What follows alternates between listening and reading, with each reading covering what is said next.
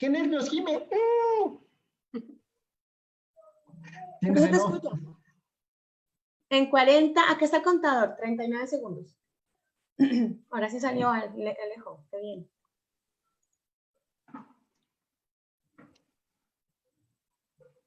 ¿29?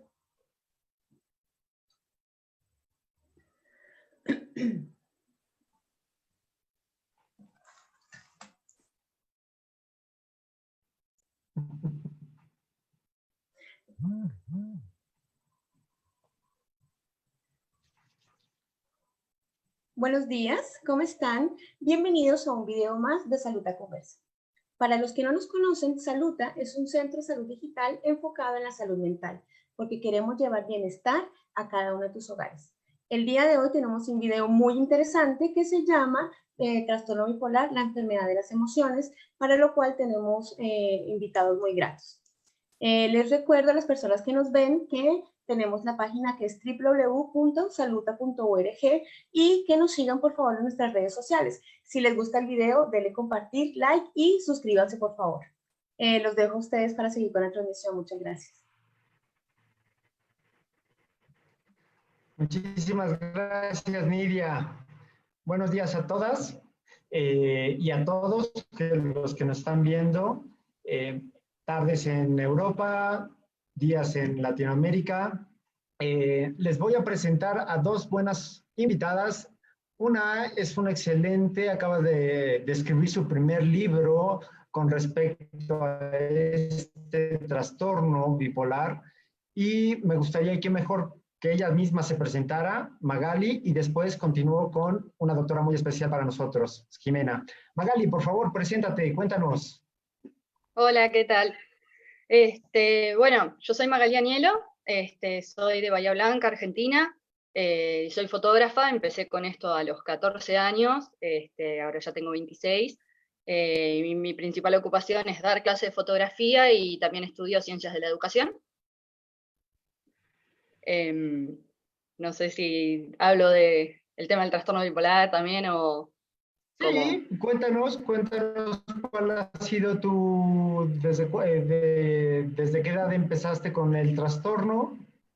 Bien, el trastorno, o sea, el diagnóstico me fue dado aproximadamente hace ya 4 años, pero con todo lo que yo ya sé ahora respecto al trastorno y cómo funciona, me di cuenta que lo puedo rastrear desde más o menos el último año, que cuando te estaba terminando el secundario, el polimodal, no sé en otros países bien cuál será bien el nivel, que eso sería alrededor de mis 18 años más o menos. A partir de ahí tuve justo en ese año una crisis de estrés muy fuerte, de la cual yo ahora me puedo dar cuenta que la oscilación del ánimo se empezó a ver cada vez más marcada, y particularmente en mis proyectos fotográficos se vio bastante eso. Estoy armando una muestra, de hecho, al respecto de toda una recopilación de fotografías en las cuales siento que los síntomas quedaron registrados. Ok, muchísimas gracias, Magali. Ahorita vamos a empezar a tocar y ahondar un poquito más en cómo fue toda esa experiencia para ti, Magali. Jime, por favor, preséntate y cuéntanos quién eres, a qué te dedicas. Bueno, pues yo soy la doctora Jimena, tengo de formación, hice medicina, después empecé a estudiar cirugía, pero abandoné o digamos que me retiré de la clínica porque encontré una arista de la medicina que me encantó, que me apasionó y que fue la calidad y la seguridad del paciente. ¿Y qué significa esto? Es justamente cómo a través de brindarle una plena seguridad al sistema de salud, la calidad de la atención puede aumentar.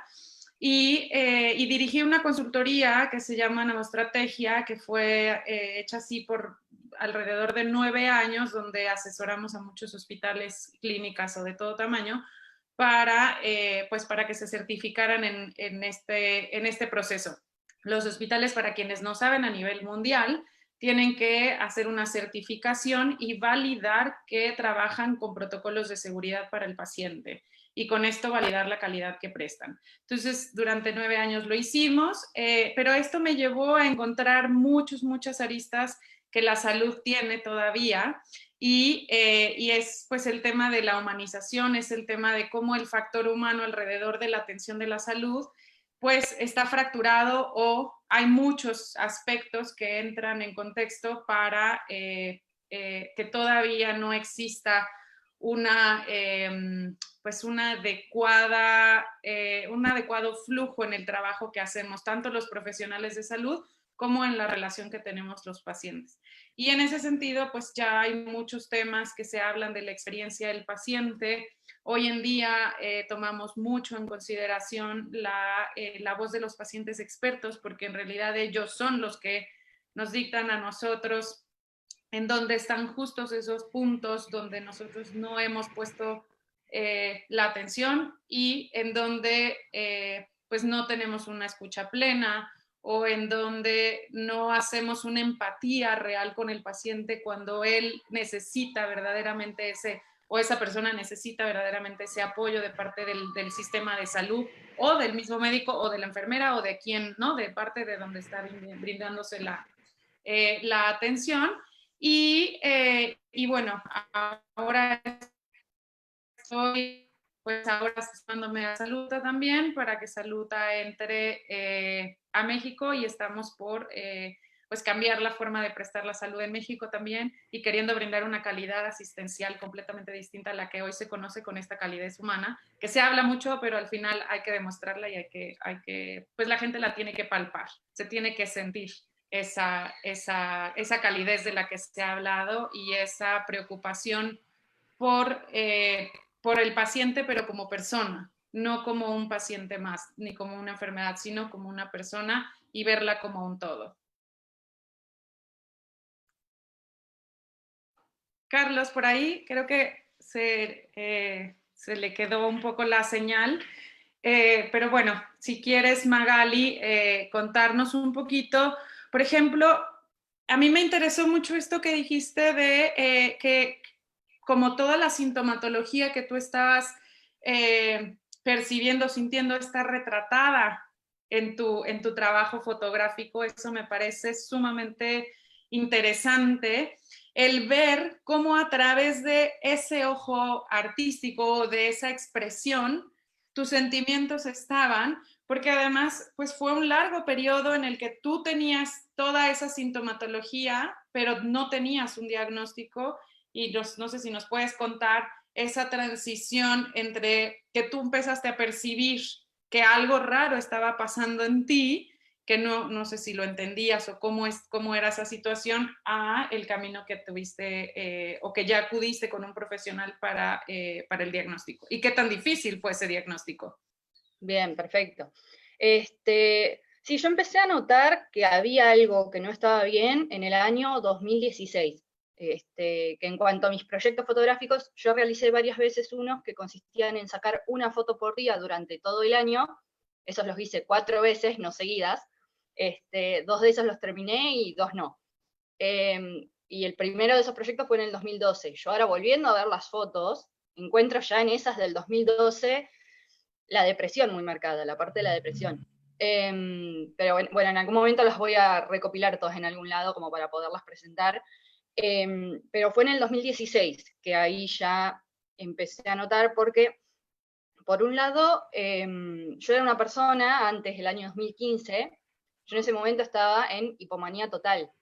Recuerdo el año 2015 que mi energía estaba por las nubes, estudiaba, entrenaba, hacía entrenamiento físico como todos los días de la semana, actividades a rolete, un montón, actividades que yo misma en general, a veces la gente que me conocía me decía, ¿qué estás haciendo eso? No sé, boxeo, o cosas así que no eran como muy parte mía, por así decirlo. Pero claro, en el 2016 todo eso empezó a decaer. Yo ahora sé que había empezado a entrar en la fase de la depresión, pero empecé a dejar todas las actividades que hacía. Lo único que se mantenía constante era el tema de las fotos, pero justamente me ocurría de que muchas veces muchas fotos eran... me sacaba muchas fotos a mí como durmiendo, por así decirlo, por ejemplo, porque yo después supe la fatiga crónica era uno de los síntomas, pero yo en ese momento lo único que sabía es que estaba muy cansada para levantarme y salir a hacer una foto, Entonces terminaba jugando con esta cuestión de un personaje durmiendo, o como que iba por ese lado. Después, cuando me sentía allá arriba de nuevo, ahí de repente todas las fotos eran más vibrantes, o más creativas, o salía de mi casa tal vez a hacerlas, en vez de hacerlas adentro de mi casa.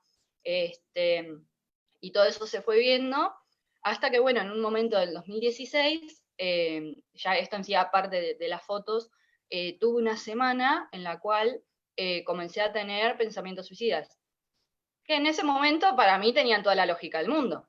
Y lo que ocurrió fue que en un momento, al empezar todo lo que sería la planeación, llegué a un punto en que digo, bueno, a ver, ¿qué hago con mis mascotas? Yo tengo 3 perros, una gata, conejos, y los adoro.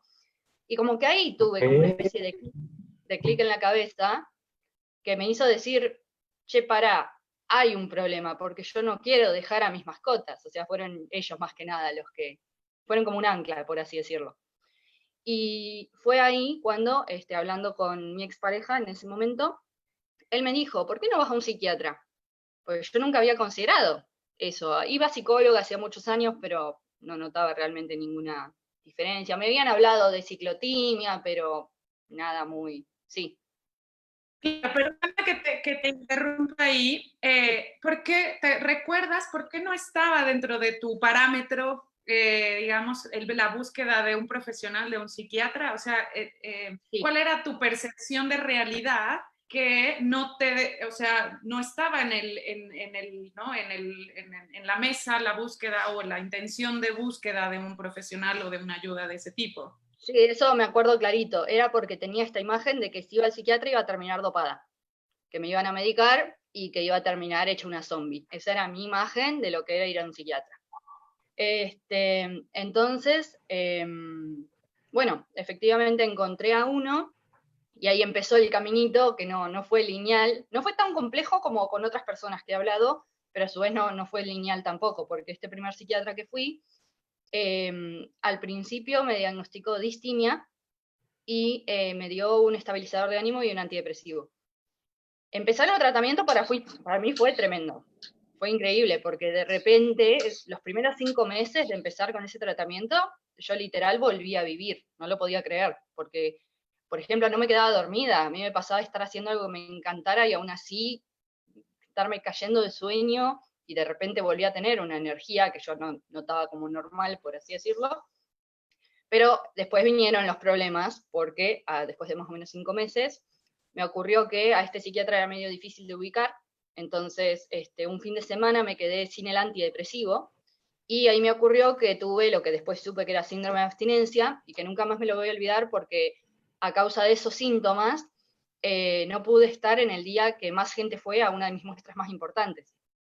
Por eso siempre me quedó como muy marcado eso, porque no podía casi levantarme de la cama por haber cortado tan de golpe ese antidepresivo, por no haber encontrado al profesional para conseguir las recetas. Y bueno, Oye, después de... Sí. Perdón.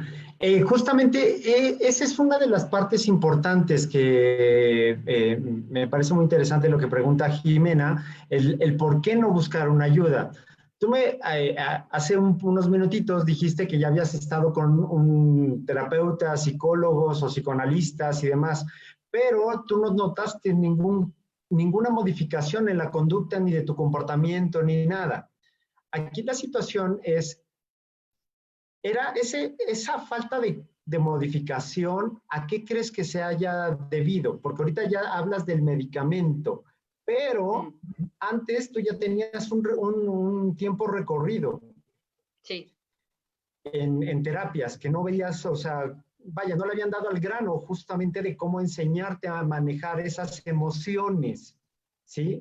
Y si a eso le sumamos que toda esta aventura, que cuando empiezas con el psiquiatra, empieza todo otra vez una revolución en donde es que primero te sientes toda dopada y después con mucha energía y después pasa esta experiencia de quedarte en cama, entonces, ahí es bien importante, Magali, tratar de entender justo el tema de la plática, las emociones combinadas con la salud mental y lo poco que le hacemos caso, no nada más en el trastorno bipolar, sino en general. la salud mental está totalmente descuidada. Voy a Creo que ahí, Carlos. Ajá, perdón, Jimé, pero se acaba de conectar Sergio también. Y Sergio, bienvenido a la plática. Vamos a darle continuidad y ahorita te damos la palabra, Sergio, ¿vale? Ahora sí, Jimé, perdón. No, que quería hacer una connotación a esto que estás diciendo, que es sumamente importante y que viene con este nuevo reto mundial en la salud mental, de empezar a romper con esos tabús, con esas creencias, con esos paradigmas, con estas situaciones de, punto número 1, no acudo con un profesional porque tengo una idea, no sé de dónde te haya venido esa idea, de dónde la hayas construido, si viste películas, si fue la vivencia de algún familiar, de algún concercano, o sea, de alguna manera te construiste esa realidad y que además cuando la pruebas es completamente distinta, ¿no? Pero viene con este trabajo arduo y que aquí es en donde la experiencia de personas que ya tuvieron una vivencia de alrededor de esto, aquí es cuando cobra todavía más valor en la ayuda de romper todas estas creencias, digamos, porque la realidad es como uno ve el mundo, entonces hay realidades como cabezas en este planeta. Entonces, ¿cómo ayudamos, ¿no? a que este entorno del tema de salud mental, que es tan complejo, pero al final es cómo lo socializamos, cómo lo hacemos trascender a que esto sea lo más natural del planeta, que yo pueda decir, estoy medio raro, como que no entiendo qué me sucede, ¿no? Y no transcurrir tanto tiempo y hasta que no ya viene algo tan marcado como fue en ti, que es cuando dices, no, a ver, o sea, que ya quiera regalar a mis mascotas, ya no cuadra con lo que yo soy, ¿no? Y bueno, entonces, síguenos contando. Lo que decís de lo del tema del cine, por ejemplo, o la literatura o eso, para mí tiene un montón que ver, porque, por ejemplo, algo que he observado mucho es que respecto al trastorno bipolar en particular, la representación que hay a nivel cultural en películas, series, literatura, suele estar muy errada o suele ser una exageración y muy pocas veces te muestran la parte de alguien con trastorno bipolar haciendo un tratamiento y haciéndolo bien y que se puede manejar. Es más, recién ahora salió un hielo que te muestran que tiene trastorno bipolar, pero no es el foco de la trama que tiene trastorno bipolar. Te muestran que hace el tratamiento y cómo le va, después en un punto se descontrola, porque siempre lo van a agarrar para la trama. Pero me gustó muchísimo que mostraran eso, como que no siempre tiene que lo encaran desde las series o las películas. Eso para mí es un punto re importante, que en las series o las películas empiecen a mostrar tanto lo que es los trastornos en sí como el tratamiento médico desde un punto de vista más normalizado o naturalizado. Me parece que es un punto re importante eso, a lograr alguna vez. Pero, ¿qué más iba a decir? No sé si sigo contando del antidepresivo o ustedes me dirán. Sí, puedes, a mí lo que me gustaría saber en específico de Magali es cómo puedes entrar en ese proceso depresivo, en esa situación tan especial que era para ti en ese momento y que de repente con el medicamento, la falta de atención terapéutica, del apoyo psicológico, de repente ya no te logras equilibrar nuevamente al momento como estás ahorita. ¿Sí? Bien. Sergio, ¿tienes algo que comentar ahorita o dale, preséntate? Hola, bueno, antes de nada, pedir disculpas por el retraso en conectarme a la sesión. Estaba viajando y bueno, pues, disculparme y agradecer a la gente que nos está siguiendo, a Maga, a Jimena, a ti y el tiempo que nos dediquen y la atención. Y bueno, por ahora me gustaría seguir escuchando a Magali y luego ya sigo interviniendo. Vale. Bien. No, porque el tema está en que justamente yo en ese momento seguía sin tener comprensión de qué me estaba pasando, porque el diagnóstico era erróneo, Y además yo tampoco conocía bien el tema de la medicación, porque ¿qué es lo que ocurrió? Todo esto son cosas que me di cuenta obviamente después, yo en el momento no las percibía. Después me volvió a pasar esto de no encontrar al profesional y por ende yo ya empezarme a desesperar porque sabía lo que se me venía encima si cortaba el antidepresivo de golpe. Y ahí fue cuando encontré a otro profesional que yo esperaba nomás, sinceramente había ido con la idea de que me hiciera la receta y listo, y ver cómo seguía. Pero este hombre me atendió, me preguntó, bueno, a ver, ¿qué te está pasando? Y yo le conté, y lo que ocurrió fue que, ¿vieron cuando alguien te completa la frase que vos ibas a decir con lo que ibas a decir? Me ocurrió eso con él. Y fue tremendo, porque fue como, para mí fue, estás poniendo en palabras exactamente lo que estoy sintiendo, y él agarra y me dice que pensaba que podía ser trastorno bipolar tipo 2. Yo en ningún momento, mi idea de trastorno bipolar, obviamente, era una idea muy mal influenciada de haber visto cosas que no estaban bien retratadas, porque también se me cruzó esto por la cabeza de, no, trastorno bipolar. Y la cuestión fue que luego, bueno, me mandaron a hacerme un psicodiagnóstico que dio trastorno bipolar tipo 2, a partir de ahí me dieron la medicación que correspondía para eso, y claro, teniendo ya el diagnóstico, yo además soy una persona muy autodidacta, eso también me ayudó muchísimo. Como me puse a investigarlo muy a fondo, porque me interesaba además, fuera del hecho de para mejorar yo, claro, me encontré con un montón de cosas. Me encontré con que, por ejemplo, ese antidepresivo que me habían recetado para el trastorno bipolar estaba contraindicado, porque justamente lo que hacía era inducir ciclado rápido. Yo había llegado también a un punto en el que mis estados de ánimo literal variaban de un día a otro, cuando en general en el trastorno bipolar dura mucho más en el tiempo los episodios. Pero ese antidepresivo detonó lo que se llama ciclado rápido. Lo cual a su vez en mi vida había repercutido de una forma de que yo me volví incluso consciente de que ya no me podía comprometer con nada, porque yo tal vez un día accedía, no sé, a un trabajo, pero a los 3 días no me iba a poder levantar de la cama para hacerlo. Eso también fue como que me hizo decir, che, hay algo que está muy mal y no estoy viendo, y después de tener el diagnóstico, al cobrar sentido todo, ahí realmente pude empezar a trabajar.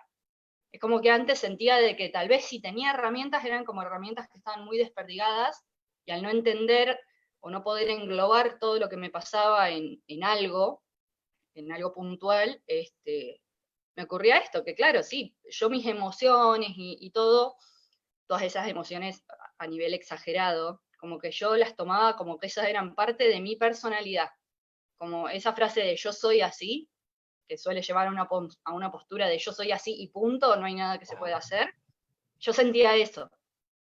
Y recién después teniendo el diagnóstico, y en particular con un libro que me ayudó muchísimo, no sé si ahora lo tengo acá a mano, ahí pude entender que la personalidad y el trastorno en sí por un lado son dos cosas distintas, y que si bien ciertas emociones que uno, o sentimientos que uno pueda tener, al tener el trastorno se te pueden potenciar, también a veces aparecen cosas de que no son, ¿cómo explicarlo? No son parte mía. Yo por eso no digo yo soy bipolar. Creo que a veces se usa mucho eso de decir yo soy bipolar. Para mí no es la forma más correcta de decirla. Para mí conviene más decir yo tengo trastorno bipolar. ¿Forma parte de mí? Sí, pero no es una cuestión definitoria. No sé si me estoy explicando. Sí, no, wow, y esa parte es bien importante, o sea, hacer ese tipo de diferenciación al que llegaste con la ayuda de este libro, me gustaría que después nos compartieras para que los que están viendo pudieran orientarse en ese sentido. Y justamente esa fue la primera plática de realidad bipolar, ¿no? Cómo quitarnos la etiqueta que nos pone el médico cuando vamos y nos dice, es que tú eres trastorno bipolar. No, no, no, sino es como, me encantó como lo dijiste, Magali, porque es, yo tengo trastorno bipolar, pero no, o sea, forma parte de mí, pero hasta ahí. ¿Tú sabes cuál es la diferencia entre una emoción y un sentimiento, Magali? Jime, Sergio. Sí, tengo entendido que el sentimiento es algo que se siente, que dura poco en el tiempo y como que está muy ligado a algo puntual que pase, puede ser, y la emoción ya es algo como más general. Okay. Tengo la confusión todavía un poco. Sí. Vale. Jime. Pues me agarras en bajada, literal.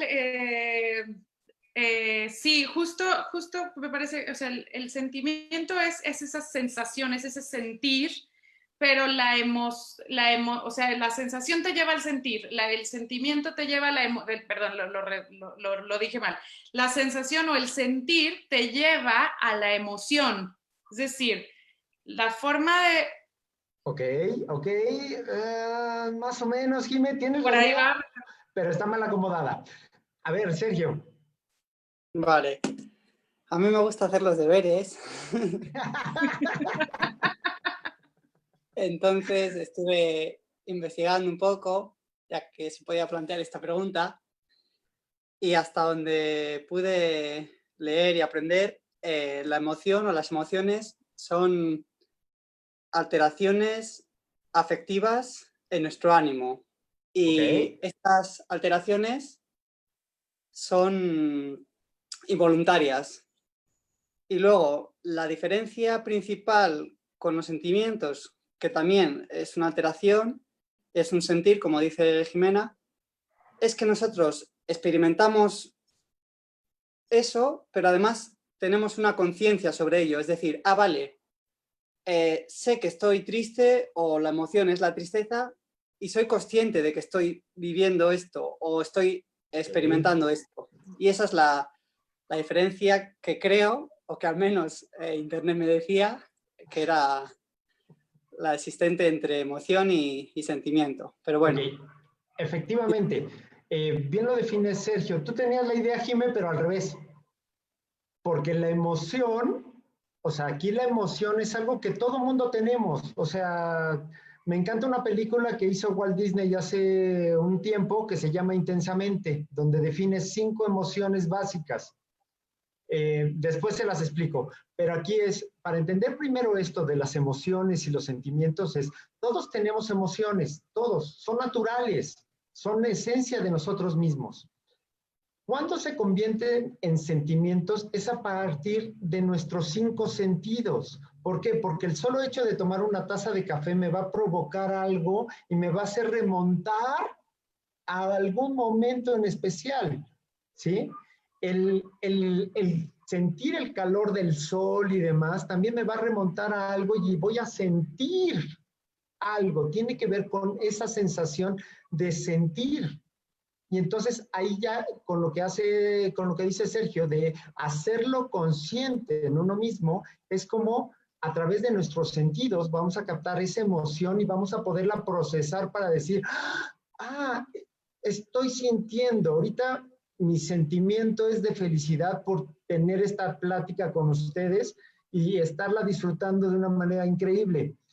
Ese es mi sentimiento en este momento. Efectivamente, tiene que ver con esa duración del tiempo que explicaba Magali. Entonces, aquí sí creo que es bastante importante empezar a entender las emociones, diferenciarlas de los sentimientos de una persona para poder encontrar un equilibrio en esta salud mental de la que estamos hablando. Es decir, sí, mi personalidad, yo puedo ser muy enojón, ¿sí? Pero con mis sentimientos puedo mostrar mucha alegría y demás y todo el mundo va a decir, es que Carlos es a todo dar, pero cuando el trasfondo puede ser que sea un cascarrabias, ¿no? Por decir. Entonces, en ese sentido es cómo vamos a empezar a hablar de nosotros mismos. Me encantó la manera que, otra vez te lo digo, Magali, esta situación de, tengo trastorno bipolar, ¿sí? Y por eso puedo manifestar mis emociones de una manera muy excesiva. Aguas. Muchos que padecen el trastorno bipolar toman esta situación para justificar sus acciones. Y esa es una parte bien importante, donde debemos de despegar el trastorno y hacernos responsables de nuestras acciones, para poder generar una modificación en la conducta y poderlo entender y tener más practicidad y saber de nosotros, de qué es lo que está pasando con nosotros, ¿sí? Entonces, y ahorita algo que está pasando muchísimo y tiene que ver con lo que dice Jimena, de este cuidado del paciente, el investigar un poquito más por la parte médica, la parte profesional de salud, es cuántos diagnósticos erróneos hay hoy en día, sobre todo en la salud mental. Jimé. La estadística general es 1 en 5. Esa es la estadística mundial. 1 de cada 5 diagnósticos son erróneos, en general. O sea, no solo en salud mental, sino en general en la medicina, 1 de cada 5 diagnósticos está equivocado. O sea, ese es algo que nos compete a nosotros. Sergio. Aquí me gustaría decir que, por ejemplo, en el trastorno bipolar, la media para dar con el diagnóstico acertado es superior, no sé si a los 5 o a los 7 años, y muchas veces es porque se confunde con otras enfermedades, y luego también es fallo de las personas, y aquí yo hablo en primera persona, porque hay veces que no somos honestos, no somos sinceros cuando vamos al profesional, y es un error por nuestra parte, y hay que decir, pues mira, no he sido sincero, y esto ha hecho más difícil tu trabajo, porque si, por ejemplo, yo consumo un tóxico y voy a ver a Jimena y le digo, pues sí, mira, tengo estas experiencias, estas ideas, y están provocadas por un tóxico, y yo, sin embargo, no le estoy hablando de cuál podría ser la causa, Jimena pues dice, bueno, pues a lo mejor estamos ante una esquizofrenia o a lo mejor estás en una depresión por un consumo tóxico, pero si yo no le estoy siendo sincero, le estoy dificultando su trabajo, y realmente al final me estoy perjudicando a mí mismo, porque yo, al igual que Magalí, creo que estamos de acuerdo en que cuanto antes sepamos qué circunstancia es la que nos está impidiendo tener una plena salud, más tiempo estaremos perjudicándonos. Y cuando tú te enteres exactamente, pues mira, usted tiene un diagnóstico en esta enfermedad. Vale, pues a raíz de aquí puedo empezar el proceso de aprendizaje, de aceptación y de mejorar para trabajar en tener una mejor salud y en alcanzar un estado de bienestar pleno a pesar del hándicap de tener una enfermedad. Entonces, bueno, aquí si hay alguien que nos está escuchando y que pueda sentirse identificado con, pues mira, yo también tengo estos síntomas que habla Maga de estar acelerado o de estar deprimido. A lo mejor, cuando vayamos a hablar con el profesional, sería bueno decir, mira, voy a ser honesto y a ser real porque no consigo nada mintiendo y omitiendo información. Hay otro tema también. Sí, dime.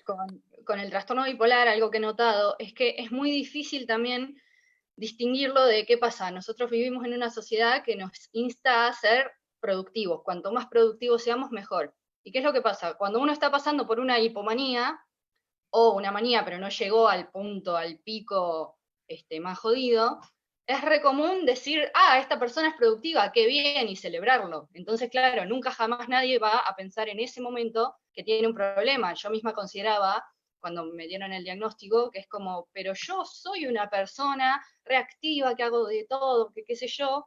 Pero claro, hasta que entendí de que si bien sí puedo ser una persona súper productiva, el nivel, al no tener el tratamiento, era excesivo, pero socialmente está bien visto.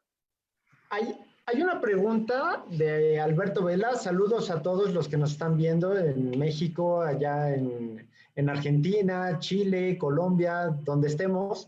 Hay una pregunta que sí me gustaría que la contestaran ustedes, ya sea Magali o Sergio. Como profesional de la salud mental que soy, ese psicólogo que tenemos, dice, ¿qué se puede hacer para ayudar a alguien de salir, a salir de un estado de pánico y se requiere una intervención profesional? Pero cuando ustedes están en un valle de depresivo y demás, o en un pico de intensidad y todo, de repente, a ti te pasó, Magali, a Sergio también le pasó, y a varios en algún otro momento, en algún grupo hablábamos de que es que me quedé sin medicamento, mi psiquiatra no me puede ayudar o mi psicólogo no está y demás. Y entonces, ¿qué hago? ¿Qué hago? ¿Cómo le ha hecho Sergio Magali para salir en un momento de este pánico o en esta depresión tan profunda que tienes que salir adelante? ¿Cómo le hago como persona que tengo trastorno bipolar? ¿Le das tú primero, Maga, y luego sigo yo? Bueno, dale.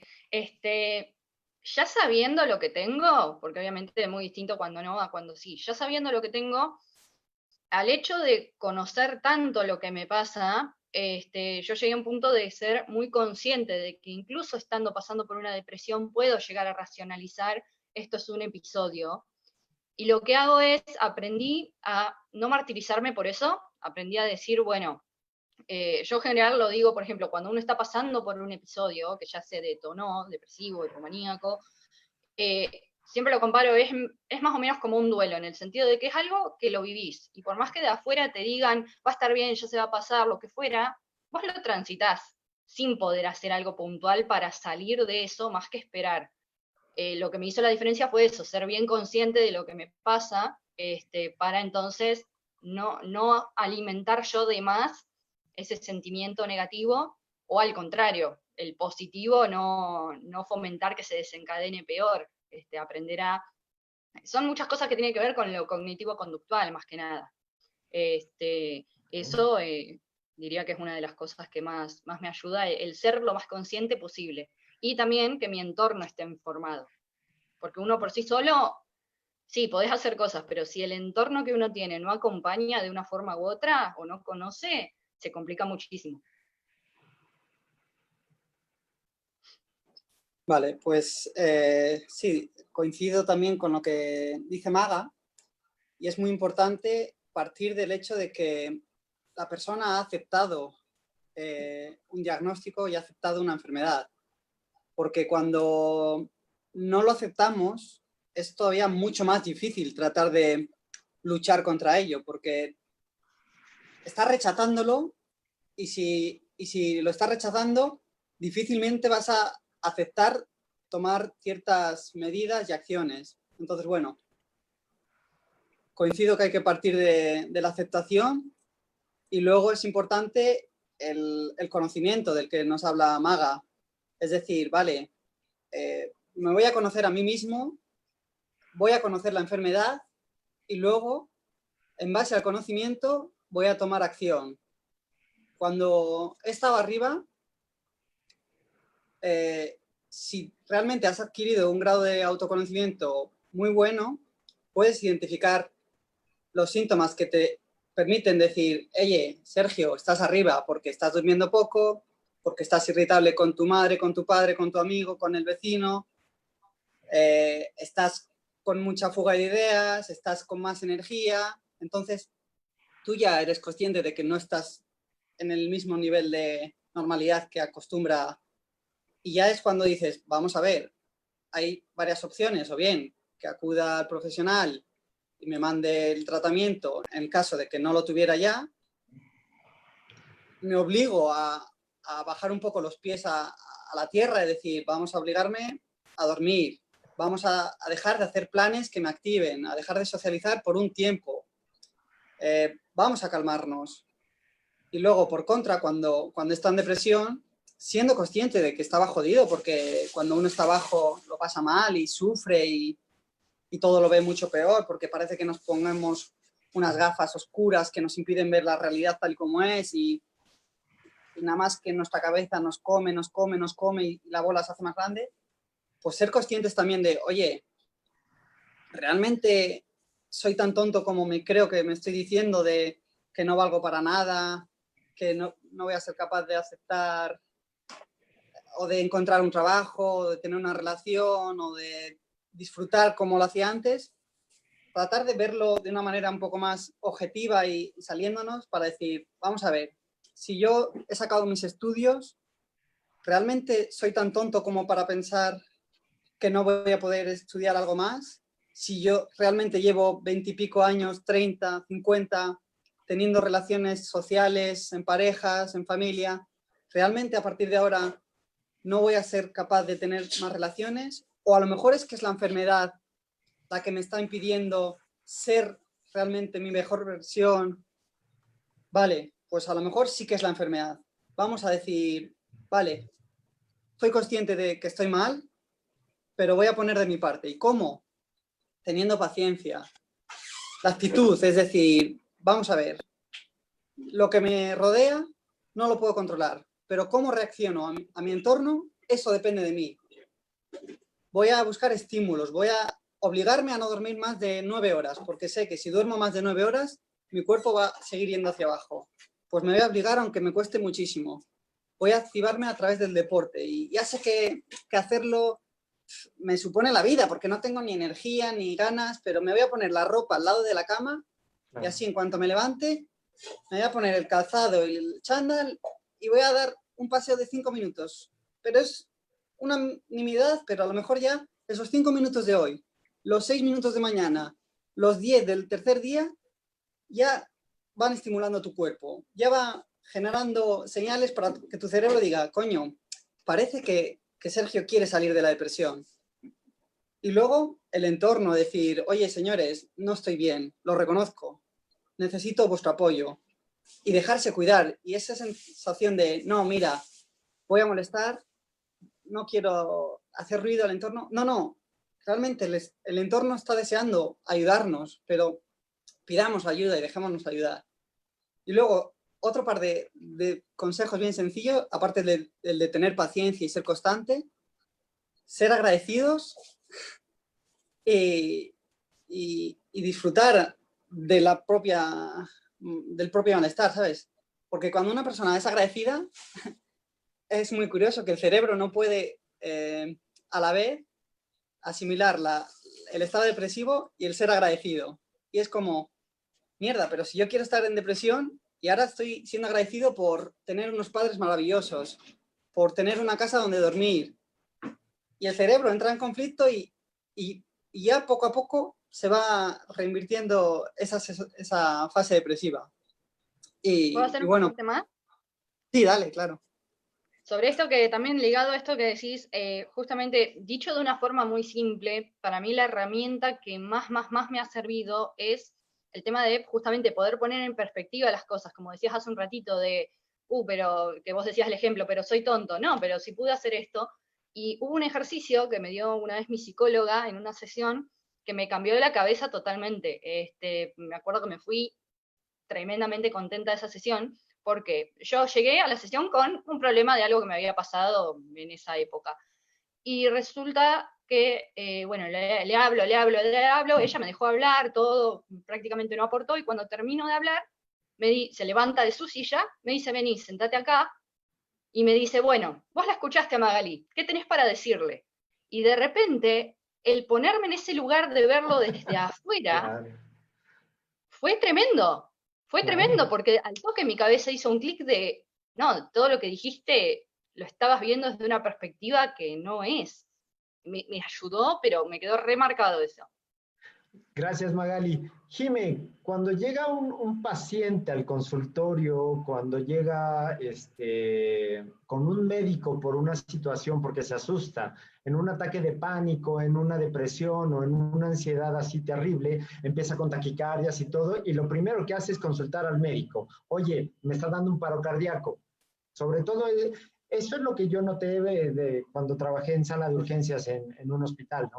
O sea, que de repente era una crisis nerviosa que comúnmente le llaman los médicos, pero nada más es meterle el medicamento, relajarla, tenerla ahí en cama unos cuantos minutos y darle.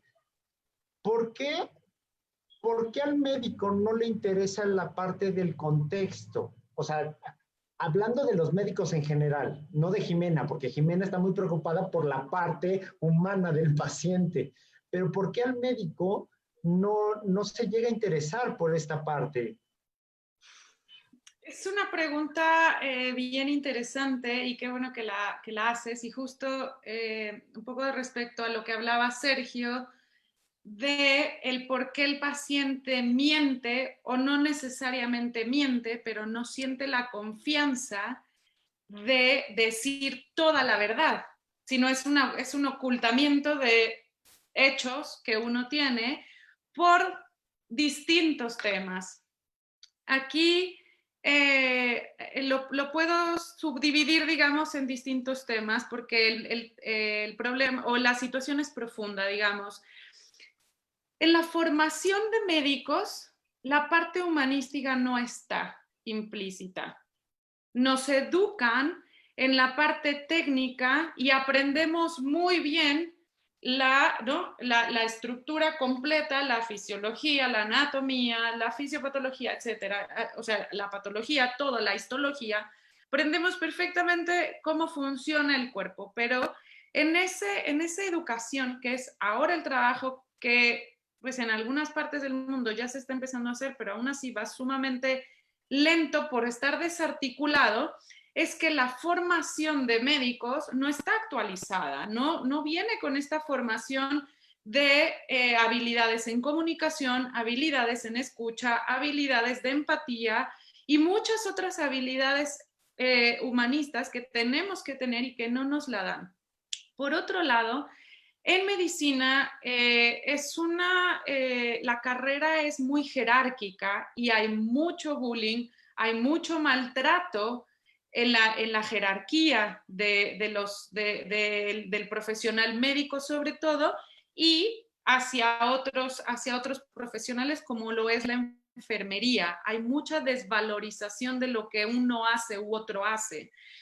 Y eso creció, pues históricamente viene con un ego y con un poder que anteriormente el médico, el sacerdote y otros, ¿no?, figuras de este estilo tenían mucho poder en el contexto social porque la información realmente estaba contenida en su cabeza, ¿no? Ahí sí el know-how era completamente propio, pero hoy en día, ya en el pleno 2020, en una pandemia, en una situación completamente fuera de contexto, está surgiendo todo esto. Y es el conocimiento de medicina general o de medicina, ¿no?, por de especialidad o como la quieras ver, pero ya salió del control o del poder de las universidades y de los médicos. Está en internet, está en los libros, o sea, ya es pública, digamos, y ya tenemos acceso a ello. Entonces el médico ahora viene con un reto enorme de replantear su rol.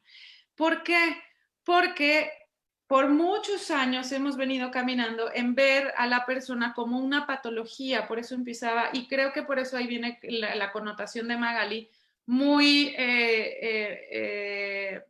viene embonada perfectamente cuando dices que yo no soy trastorno bipolar, yo sufro de un trastorno, pero yo soy Magali y Magali es esto que tiene añadido una situación pero que no la representa o en algunas ocasiones sí, en otras no, todo dependerá del trastorno, pero no significa que eso es Magali, ¿no? Magali es eso y muchas otras cosas más, Sergio es eso y muchas otras cosas más, pero la medicina en tanto en volumen, en esta pues carrera, también esa carrera se metió en el tema de la calidad, es como querer tener indicadores, tener KPIs y tener una productividad perfecta, cuando la medicina no puede ser perfecta porque los humanos no somos perfectos, porque los humanos tenemos, nuestro camino es...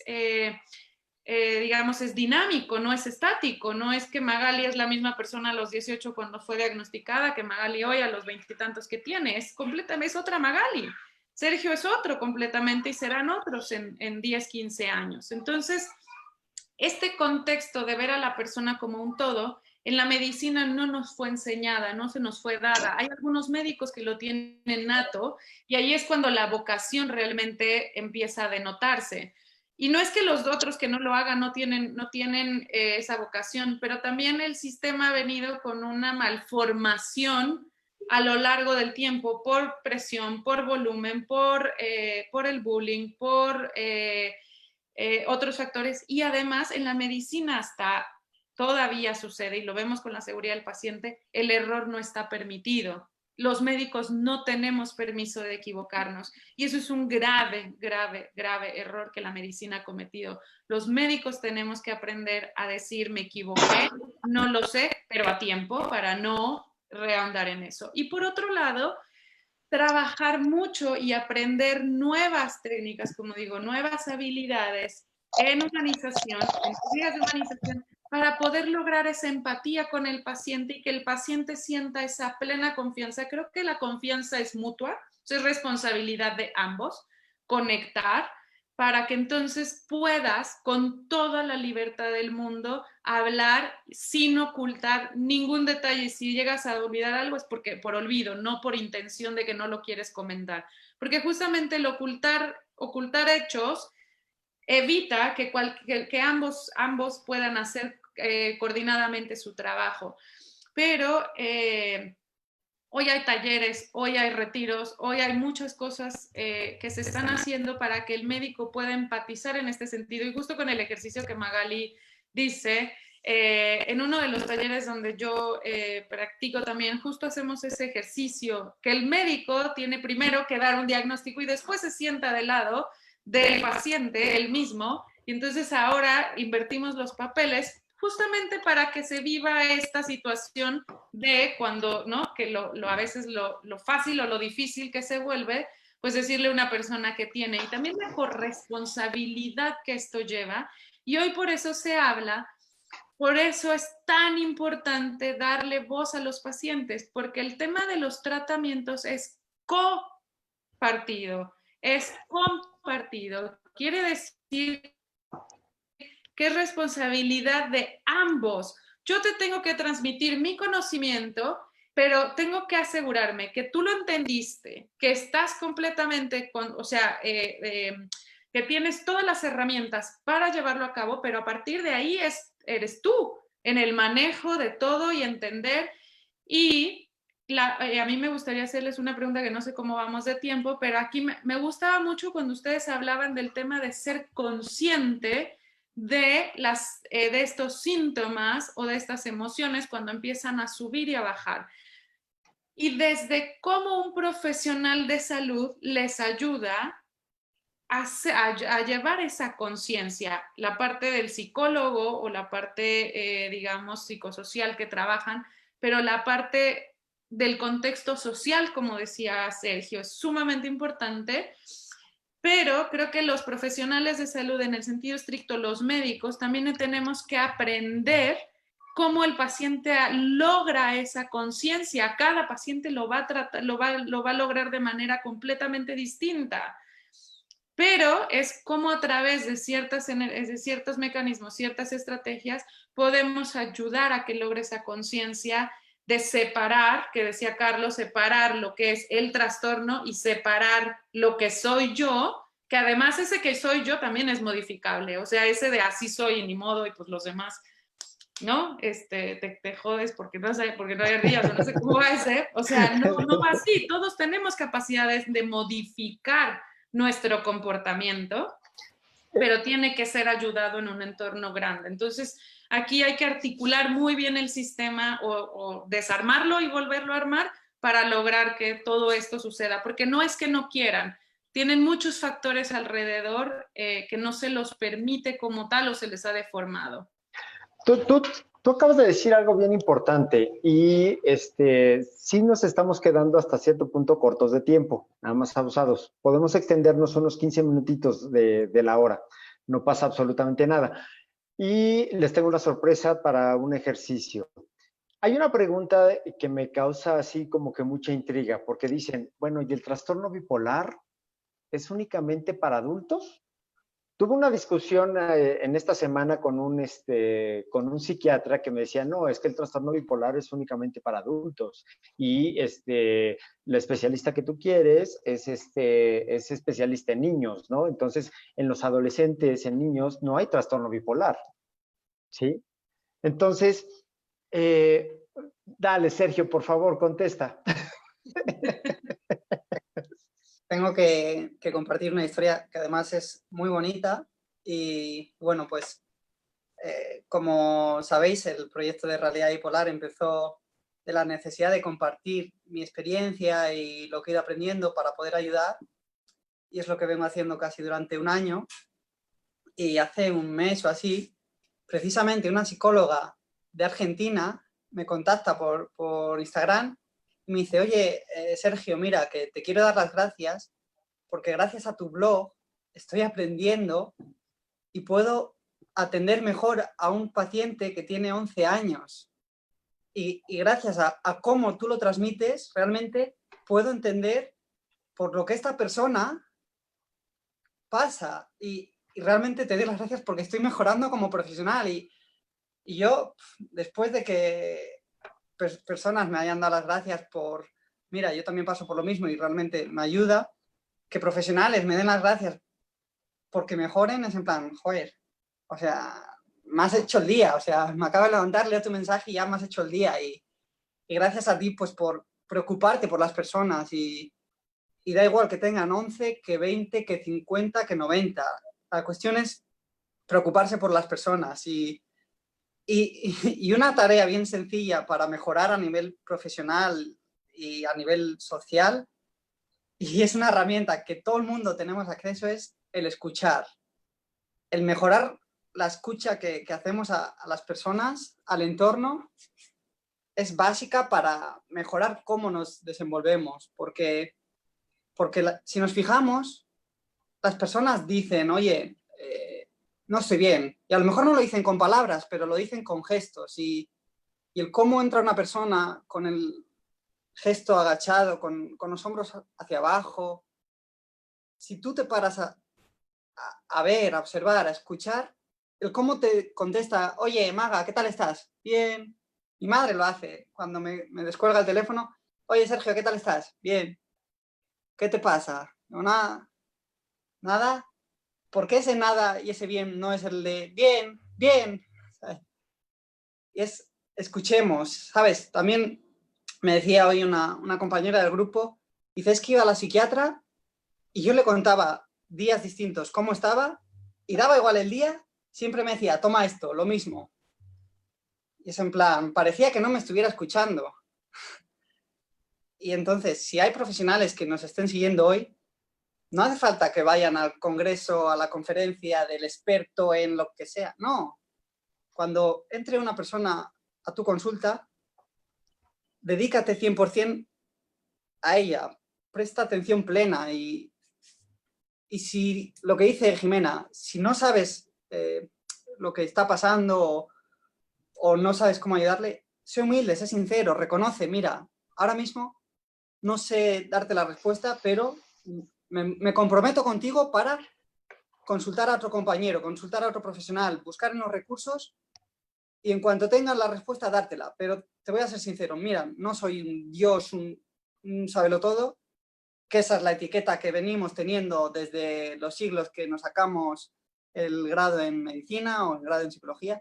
Seamos humanos, porque ¿a dónde queremos ir? ¿A quién queremos engañar? ¿Sabes? Si estamos tratando entre personas, tratémonos como personas y escuchémonos y cuidémonos. Esta parte que dice Sergio es bien importante y desde hace algún tiempo para acá me viene causando un poco de tristeza en cuanto a la humanidad. ¿Por qué? Porque efectivamente, o sea, en la Edad Media existían los títulos nobiliarios, ahorita existen los títulos profesionales, ¿no? Entonces, el reconocer que no sé, ¿sí? Es un poquito ese proceso que también pasaron como pacientes ustedes, Magali y Sergio, ¿no? Es que yo pues, soy muy productivo con lo que decía Magali, ¿no? En esta sociedad que en cuanto qué computador tienes, eres la persona que eres. ¿Qué móvil tienes? Eres la persona que eres, ¿no? ¿Qué carro tienes? Entonces, esta parte de humanizar el tratamiento en una situación tiene que ver mucho con las emociones y de qué manera les vamos a enseñar a no sentirse vulnerables al mostrar estas emociones. ¿Sí? Hay otro tema Porque también. Exactamente, porque el tema aquí, y no sé si vayas para allá, Magali, te hago una pregunta de Alejandro Licea, del público, que nos dice, ¿cómo ayudarle a una persona a ser consciente de que lo padece? Esa es una. Pero tiene que ver también cómo, de entrada, cómo Carlos reconoce las emociones también. Porque si no las reconoce el profesional, si no reconoce que, oye, si va por la calle y me encuentro con Sergio y Sergio me pregunta, hola Carlos, ¿cómo estás? Y yo le contesto, bien, ¿sí? De repente es, sí, bien qué, bien enojado, bien encabronado, bien llorón, bien triste, bien qué, ¿sí? Entonces, aquí, y es invitarlos, si hay profesionales viéndonos, si hay muchas personas viéndonos y demás, Sergio lo acaba de decir, quitémonos primero todas las etiquetas que nos ponemos, desde las enfermedades que nos ponen los médicos, ¿no? Desde los títulos profesionales que tenemos. Aquí estamos sentados en videollamada, 4 personas. Yo no presenté a la doctora Jimena, presenté a Jimena. Yo no presenté a la paciente Magali, presenté a Magali, a Sergio y a Carlos. O sea, desde ahí empezar a trabajar esas emociones. ¿Cómo identifica Magali que está triste? ¿Cómo identifica Sergio que está contento o en esa situación? ¿Sale? Entonces, ya para ir concretando y concluyendo esta parte, Magali, sí me gustaría que nos ayudaras a contestar. ¿Cómo hacer consciente a una persona que padece este trastorno? Y darnos tu conclusión para pasar a un último ejercicio que les tengo preparado. ¿Sale? Bien, Y así cada dale. uno. Magali, nos vamos con Jimena y después con Sergio. Lo que ¿Vale? quería decir, que tiene que ver con esto que vos, Jimena y Carlos estaban diciendo, es que también hay un asunto, hablando de los profesionales, ¿no? Como viéndolos también como guías, porque si alguien te da un diagnóstico y no te dice nada, eso también es trabajo del profesional, explicarlo. El tema es que a Claro. veces pasa, esto salió una vez de un vivo en Instagram que hice junto a un psiquiatra, de que hay veces que, por ejemplo, primero de que tienen que trabajar en equipo, no puede ser solo el psiquiatra, solo el psicólogo, cada uno por su lado, incluso podría haber gente de más otras ramas trabajando. El tema está en que si los mismos profesionales no están de acuerdo en las teorías, se complica muchísimo, porque si yo voy a un psiquiatra que me diagnostica tal cosa, y después voy a un psicólogo que me dice, no, yo no diagnostico, yo no creo en etiquetas, yo no tata. Si el paciente en el medio, sí, he escuchado psicólogos que te dicen, no, yo diagnósticos no trabajo, o para mí no están Yo soy así, uno. tata. Maga, yo soy uno. ¿Sí? Porque para mí eres Magali. No, no, sí, sí, eso sí, me refiero al diagnóstico como herramienta. Ok, ok. No, no, no como definición. La cuestión es que si hay gente de que te insinúa de que tu diagnóstico es algo malo, y no lo ven como una herramienta, ya ahí empezamos mal. Porque ya le estás implicando a esa persona que algo que le está pasando y cómo le está pasando indirectamente termina siendo un lugar medio raro en el cual estar parado, ¿no?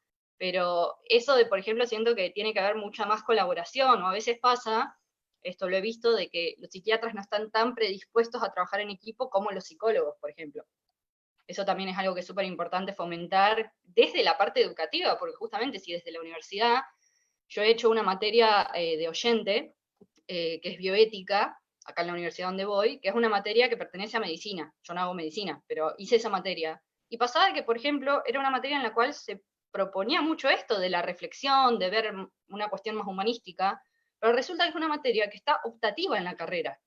Y entonces las que lo hacen son solamente justamente esos que tienen cierta vocación para tal lado, cuando tal vez tendría que pensarse a nivel educativo que esté más presente, justamente como decía Jimena.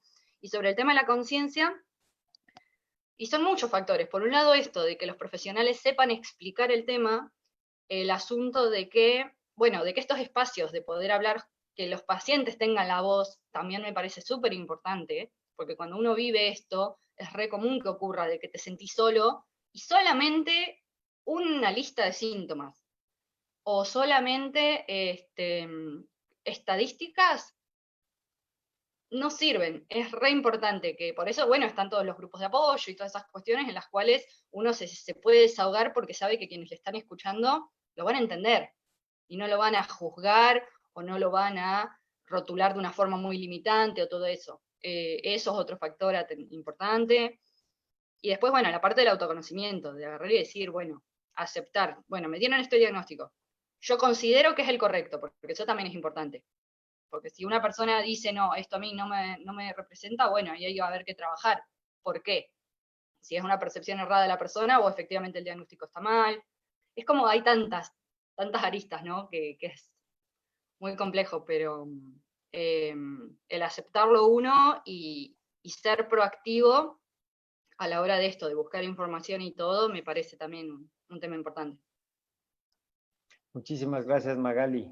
Jime. Ay, pues creo que hay un punto que Magali tocó que es sumamente importante y es,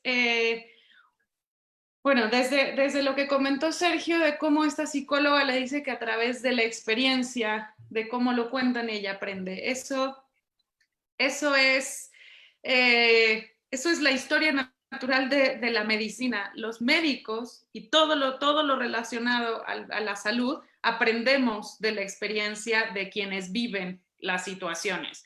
Si no, no aprenderíamos de. Lo que pasa es que no hemos tenido la humildad de decir que aprendemos de ellos y que creemos que aprendemos de los libros, pero los libros están hechos de nosotros. O sea, ¿no? Ahí viene un juego interesante de aceptar de dónde aprende uno y por qué es tan importante darle voz a todas las personas que tienen estas situaciones o que viven diferentes experiencias en cuanto a su salud, porque pues todo, como lo venía diciendo, además, lo vivimos de manera distinta. Un grupo de personas lo puede vivir de una forma, otro grupo de personas lo puede vivir de otra forma, ¿no?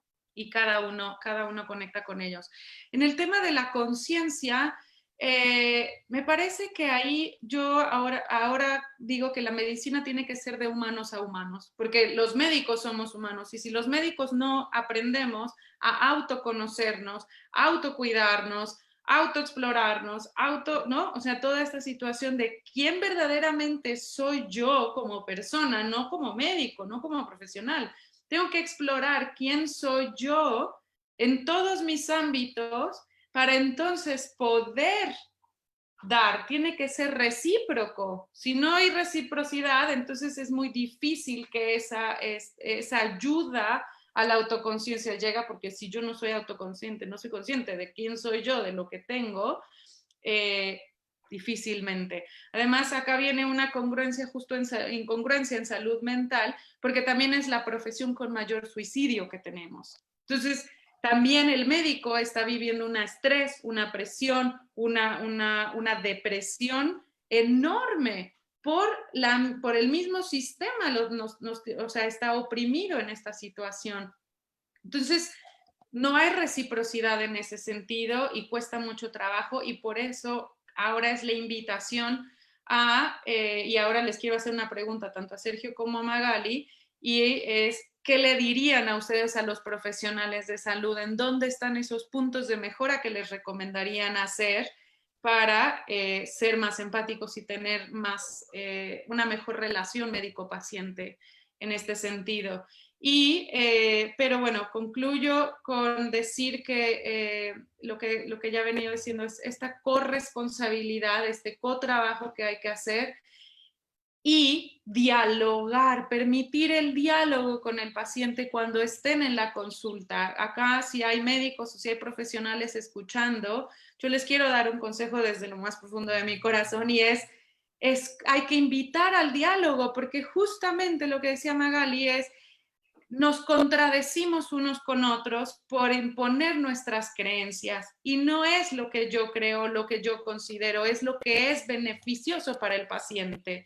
Y si el paciente cree en yoga, ayurveda, la nutrición, o sea, de la cantidad de cosas que crea, la creencia también viene relacionada es nuestro placebo también la creencia. En lo que nosotros creemos es con lo que conectamos. Si Magali transmite toda su emoción y fuga toda esta sensación a través de la fotografía, yo como profesional de la salud no puedo desvalorizar la fotografía y decir, no, o sea, tu parte profesional es otro boleto, ¿no? Y la alimentación no tiene nada que ver acá. Acá se trata de que tus químicos en la cabeza no están dando, por simplificarlo de una manera muy coloquial. Pero va más allá, tenemos que dialogar para entender cuáles son esas creencias, cuáles son, a lo mejor habrá creencias que podamos ayudarle a modificar, pero habrá otras que tenemos que entender y aceptar, aún no comulgue con las que yo tengo. Pero aquí estamos trabajando de humanos a humanos y de un profesional hacia una persona que necesita mi ayuda. Entonces, es trabajar en un todo. No sé si estoy respondiendo a todas las preguntas que ya se me olvidaron. Vienen muchísimo más, Jimena, no te preocupes. Sergio, dale.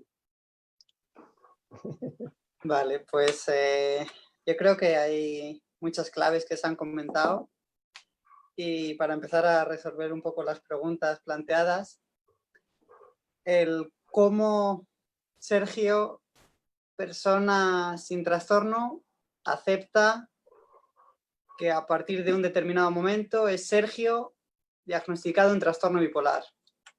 Y ahí la clave es la conciencia. Cuando yo estaba empezando con la enfermedad, por hablar así un poco de manera vulgar, a mí se me desarrolló por un sobreestrés, ¿vale? Entonces, aquí ya un poco a modo de autoconsejo, si volviera al pasado, es decir, Sergio, cuida tu salud bajo cualquier circunstancia.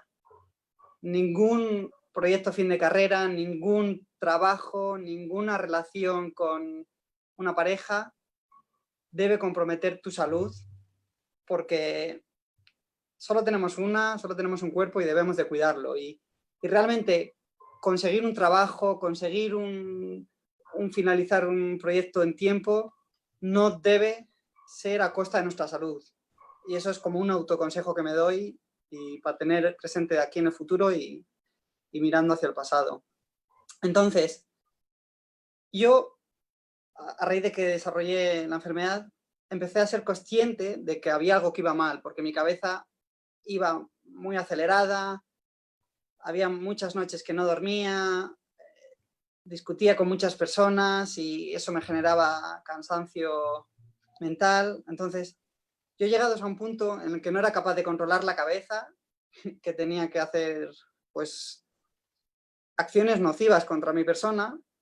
Yo dije, vamos a ver, aquí hay algo que no sé lo que es, porque nunca nos forman en salud mental, porque ¿para qué? Total, si la salud mental no nos incumbe a nadie en este mundo, ¿sabes?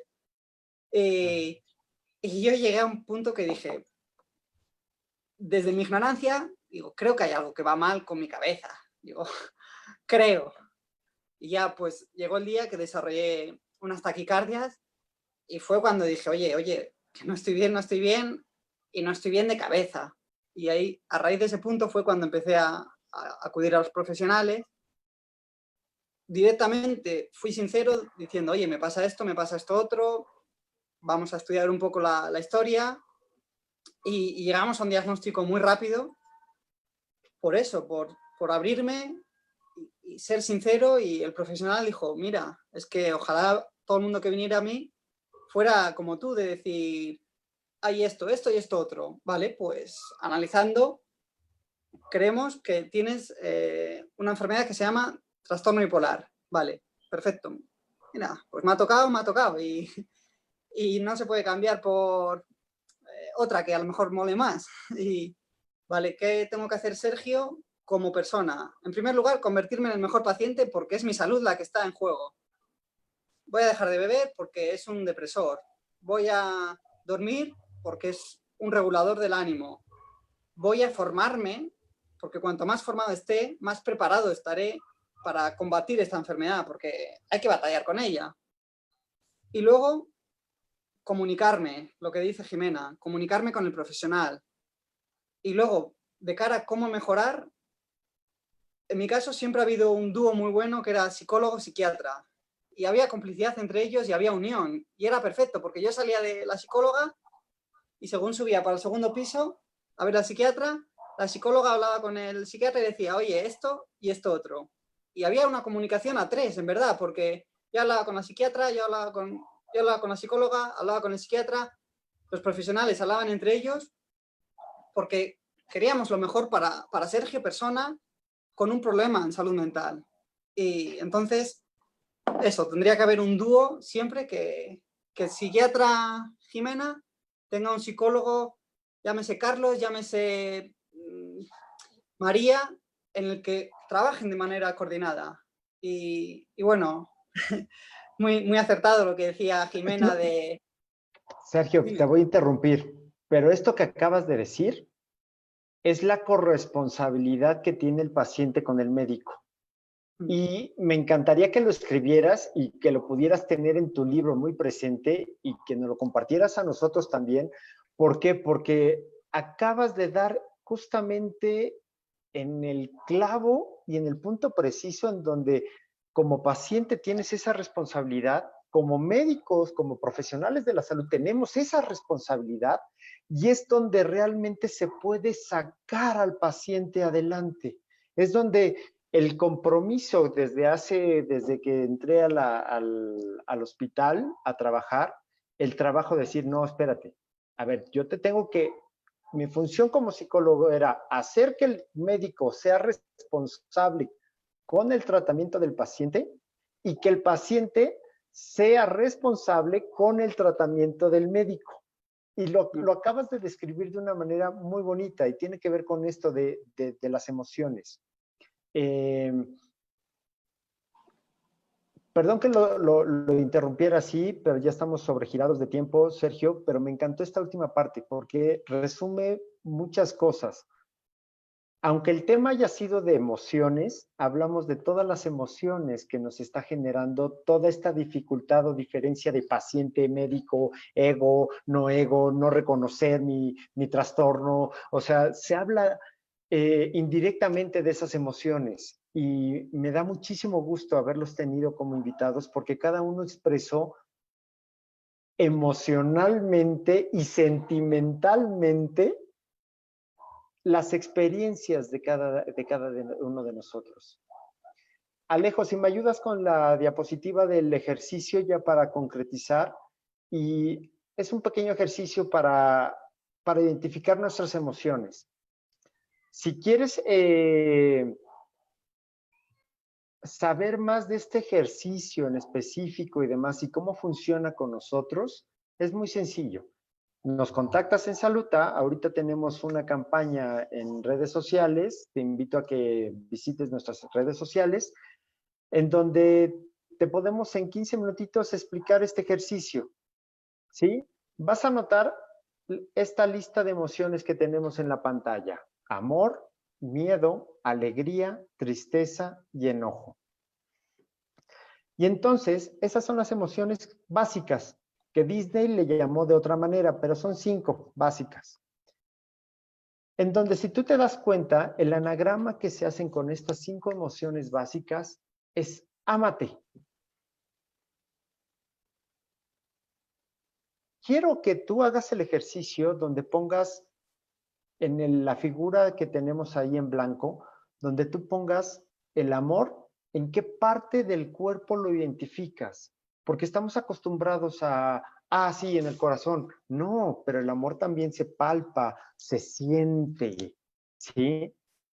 Hay veces que también nos dan ganas de llorar de amor, ¿sí?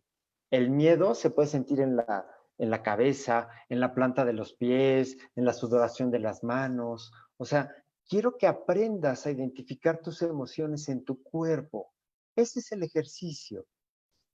Como te digo, este ejercicio en algún otro momento lo hicimos en un grupo de apoyo en donde les enseñaba a qué emoción trabajar, porque de repente ocultamos el miedo, lo podemos ocultar con enojo, porque antes de sentir miedo, no nos enojamos y no nos permitimos tener esta emoción de enojo, ¿no?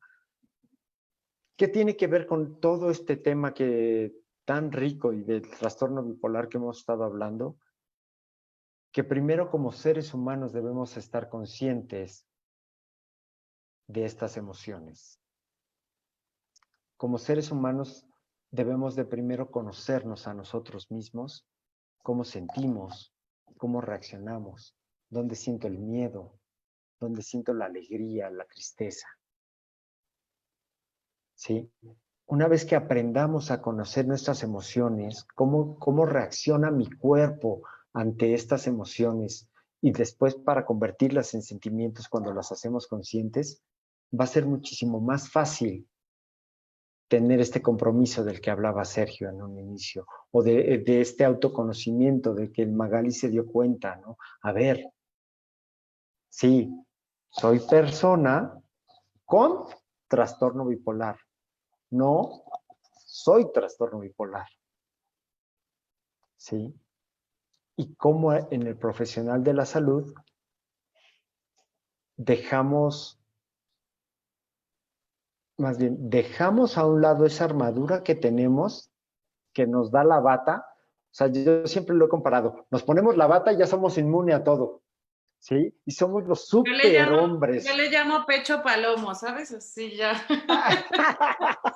Claro, claro, claro. Entonces, no, quitémonos esa bata y empecemos a emocionar. A mí me ha costado 5 años en el ambiente hospitalario que los doctores, oye, doc, necesito platicar. Ah, pásale con todo gusto, ¿no? Y a los médicos que he tratado, se ha visto esa gran diferencia en el manejo del tratamiento del paciente. Y es padrísimo, porque efectivamente se logra ese trabajo de equipo, no interdisciplinario, no nada, sino de equipo, paciente-médico, profesional-paciente, ¿sí? Ser humano, tan tan. Entonces, si quieres saber más del ejercicio, los invito a que nos contacten en Saluta. Nidia, por favor, haznos el honor. Y Magali, muchísimas gracias por estar presente. Sergio, muchísimas gracias. Sabemos que has estado viajando muchísimo. Qué envidia, pero no tanta, porque es bien cansado viajar también. Y sobre todo tú que vas y vienes. Jime, muchísimas gracias por estar y acompañarnos con nosotros. Fue, no sé ustedes qué percepción hayan tenido de la plática, pero a mí me encantó. ¿Sale? Sí, sí, también. Vale. Entonces, Nidia, nos despedimos, por favor. Bueno, muchas gracias a todos, Jimena, Sergio, Magali, Carlos, un tema muy, muy interesante. Los invitamos a que ingresen a la página www.saluta.org. Ahí pueden agendar sus citas. Tenemos al psicólogo Carlos en México. Pueden mirar también los demás doctores en cada país, en México, en Chile, en Colombia. Los invitamos a que se unan a nuestras redes sociales. Saluta, Centro de Salud Digital en Facebook y Saluta Digital en Instagram. Para aquellas personas que quieren ingresar a los grupos de apoyo, pueden enviar un correo a gruposdeapoyo@saluta.org. No olviden inscribirse al canal, darle me gusta, compartirlo y pueden también en las páginas escribir cuáles son los temas que ustedes quisieran escuchar más adelante. Muchas gracias. Hasta luego. Chao. Chao, chao.